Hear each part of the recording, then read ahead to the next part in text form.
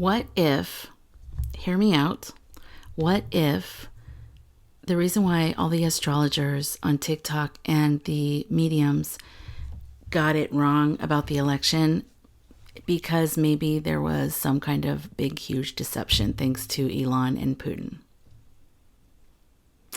And so in other words, they were right.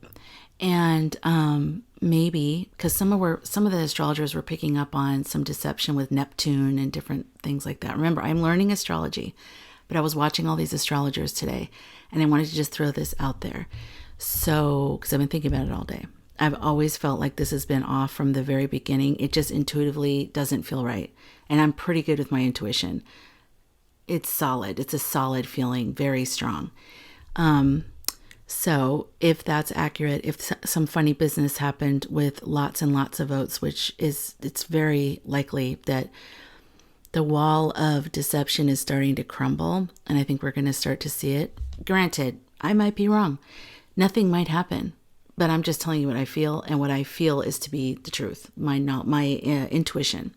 So if this is like Pluto and Capricorn's last hurrah, like that whole old way of making money, status, the old way of just even having power, like through that money, through that, I mean, Trump is the epitome of Pluto and Capricorn. Like it's the Kardashians, it's the Trump, it's that kind of vibe. And then we're moving into this other time of the Pluto and Aquarius, which is power to the people, passion, like people coming from the deepest parts of themselves, spirituality, like a whole different kind of energy, different kind of power. So I want to say also, I think that the Pluto in Aquarius is going to be a lot more micro influencers actually saying what their beliefs are and not just selling vacuum cleaners and coffee mugs or whatever they sell. I'll be selling soon, so I can't talk shit about it. But what I'm saying is that I think that there's going to be more micro influencers in this time. And it's going to be people who are willing to put their beliefs out there, similar to what I just did with my series. I could have just hidden behind vagueness and just been like, oh, here I am building my channel. I intentionally said, this is very important to me. This is very, very important. And I need to forge forward to continue to find my tribe, but also to be of service to the people that resonate with what I have to offer. So I think there's going to be more of that. But there's a lot of stuff coming up in November. So have faith, okay? There's a lot of stuff astrologically and from mediumships, psychics saying that it's not over yet. So I just want to get your wheels turning a little bit. You know that Bashar, the spirit that is channeled in, I saw someone asked him what were the predictions for the presidency.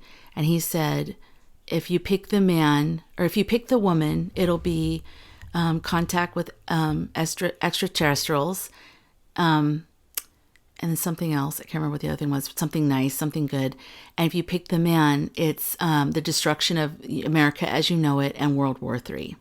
And that's the Bashar spirit that comes through. And if you don't know who that is, just Google them on YouTube. They've been very accurate with a lot of their predictions. I'm not a big follower of them. I just happened to see that video, and I know that they have a lot of followers.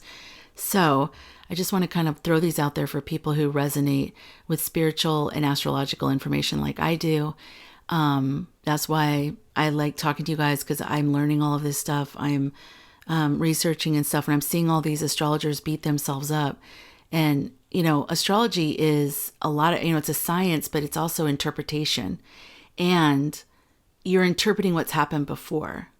So like, oh, all the presidents were born on a full moon, and, okay, well, what if there's one that isn't? I just think that all the astrologers can do is their best at looking at everything. And all the ones that I follow are very detailed in how they come up with what they come up with. They don't just go, yeah, because we're going into Aquarius and that's women, and so she's going to win. They're not doing that. They're like, this is in this house. This is conjunct to that. And this, I can't even, it's like another language.